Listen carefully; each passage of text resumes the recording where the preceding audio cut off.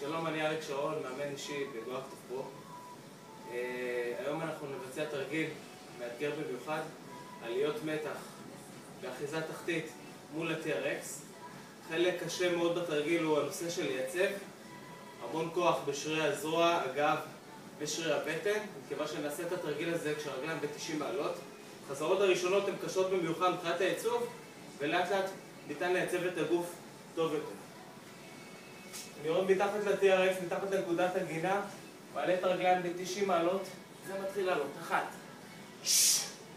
2, 3.